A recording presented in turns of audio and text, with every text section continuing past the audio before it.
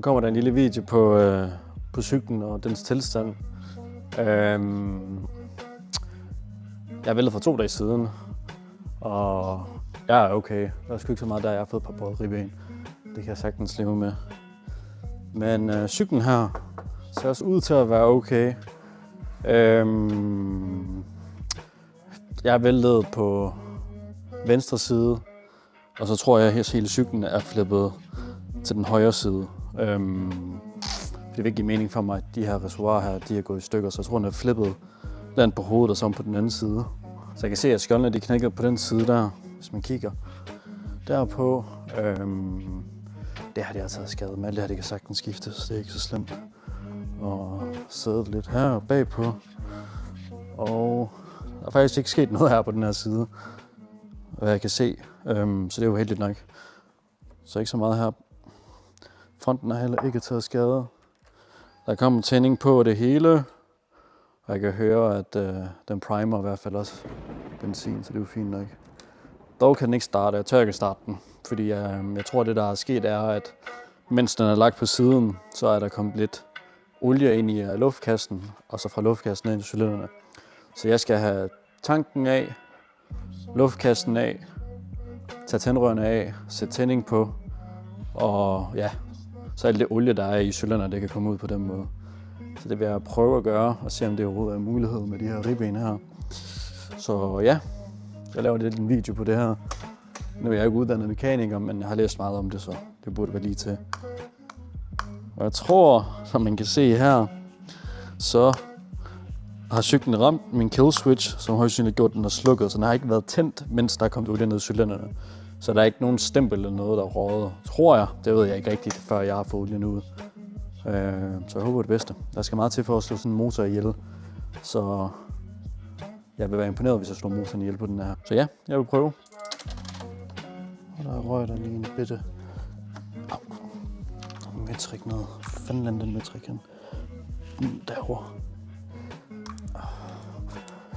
Det der nede med den her cykel er, at tanken har ikke sådan en, ligesom andre motorcykler, hvor du tager slangen ud, og så slukker den, eller så lukker den for benzin. Hvis jeg tager slangen ud af den her, ud af tanken nedenunder, så drypper det bare med benzin, eller flyder ud med benzin. Så det jeg har gjort er, at jeg har købt de der stropper der, så tager jeg sædet af, så sætter jeg 2 stropper heroppe og holder tanken løftet på den måde. Jeg har lidt kabelværk. Fuck. Jeg ved ikke, hvor klogt det er at gøre det anden dag efter, jeg har brudt mit ribben. Men jeg kender mig selv. Jeg vil ikke kunne bare ligge op i sengen og tænke på, om motorcyklen den er gået hele stykker eller ej. Jeg er nødt til at gøre det her nu. Pille den her af. Læg den her. For fanden. Sidder den her så godt fast. Jeg har en idé. Kan den her komme igennem? Det tror jeg sgu ikke engang, den kan. Jo, det kan den godt. Så prøver vi. Sådan der. Teknologier. Og så ser jeg lige på.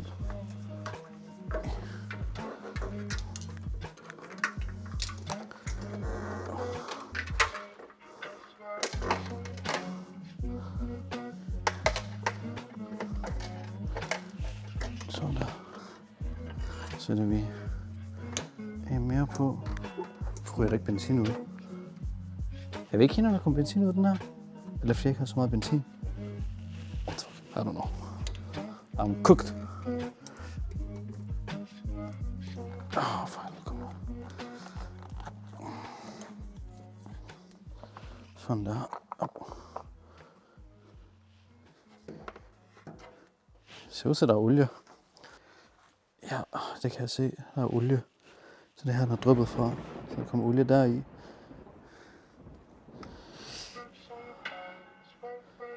De er lidt brune.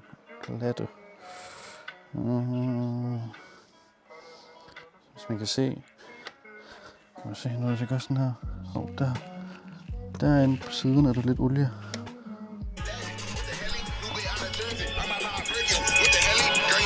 Nå, jeg skulle lige ind i Jeg skulle lige over til Hansen og købe en tændrørsnøgle, for sådan havde jeg ikke, for det skulle man bare bruge. Det vidste jeg sgu ikke, så ja.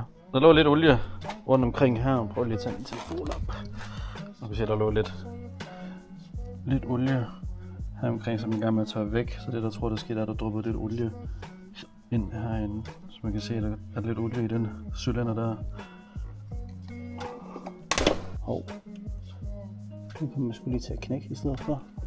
Det var ikke så smart. Ja.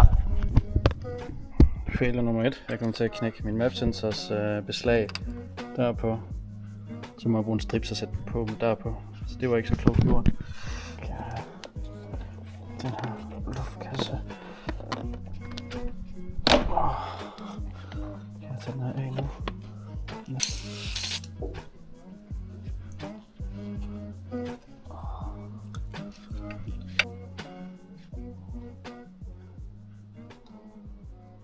Fucking thing ever. Nå, vi havde ikke noget værktøj til at tage tændrørene ud, så nu prøver vi noget.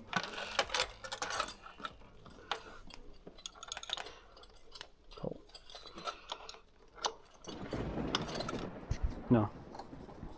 Vi fik tændrørene ud, og mens vi gav gas og tændte motorcyklen, så kom der olie ud, så det var det. Vi tænker det er, så nu prøver vi igen. Nu kommer der mere ud. Lidt. Det var sådan noget meget svær kombination i de to der.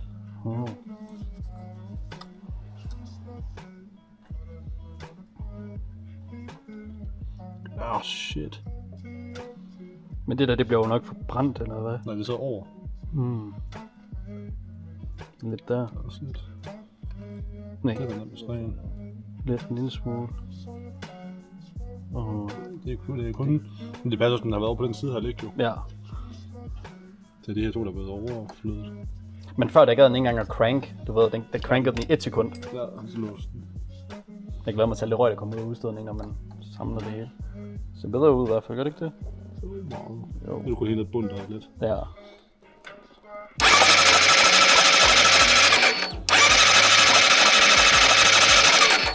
Der er det god kommotion i det hele nu. Okay.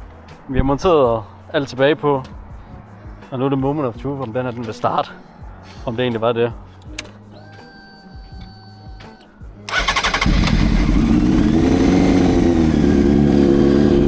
Der er liv i den. Der kommer alt det røg ud. Ted! I'm alive, Johnny!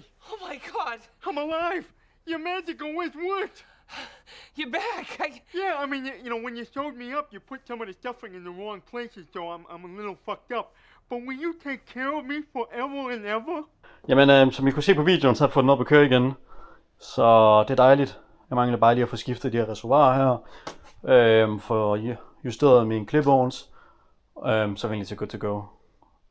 Så det er dejligt. Så jeg venter bare på, at min ribben bliver okay. Så jeg kan komme ud og køre igen og øve lidt. Så ja. Så vi klarer det her. Det er jeg glad for. Jeg er glad for, at motoren stadig kører. Jeg tænker, altså, der skulle mere til at dræbe sådan en CBR 600 F4i motor. Også nogle stunder, jeg skrev, men jeg skrev bare, at det er nok bare olie, der var kommet den i. Så det er fedt, at de her de holder til at få et par slag. Så tak fordi I så med. Husk at like og subscribe og alt det man nu siger som en YouTuber, eller hvad fanden jeg nu er. Eller hvad man nu kalder det. Så yes.